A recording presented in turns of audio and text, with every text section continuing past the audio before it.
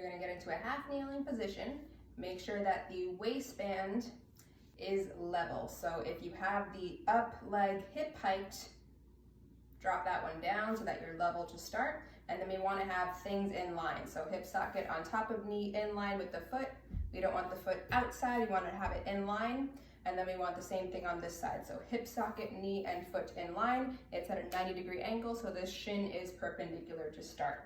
You're gonna keep things in line and rock forward. So as you rock forward, the heel stays heavy, the knee goes out. If this starts happening, you've gone too far. So keeping things in line, this hip, this knee, that's about as much as I got, and then we're gonna come back. What we're trying to encourage is for all the little bones in the arch of the foot to start to relax and splay as our weight shifts forward over the foot, kind of like what happens when we land on a foot and our foot absorbs all of our body weight.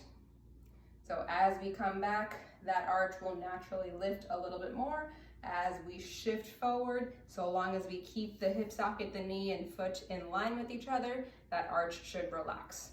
This is what it looks like from the side. So 90 degrees, 90 degrees.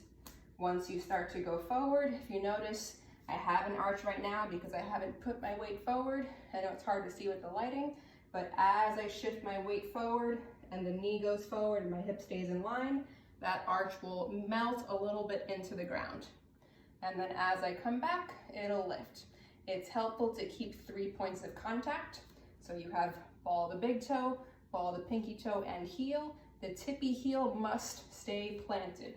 So if you're going forward and the tippy heel is coming up or it's not staying heavy, you're not gonna get the benefit of the exercise. So make sure everything stays grounded. We come forward, we feel the shin not just coming forward, but kind of turning in this way a little bit, and then it'll kind of spiral the other way as it comes back. Okay, so we're just staying tall and going forward as far as we can, and then come back. Make sure that as far as you can is honest, meaning, again, we don't want hip outside, we don't want shin going inside. We also don't want the opposite. So we don't want the knee going outside. We're trying to encourage everything to happen in sync with the foot. So things stay in line and things stay in line.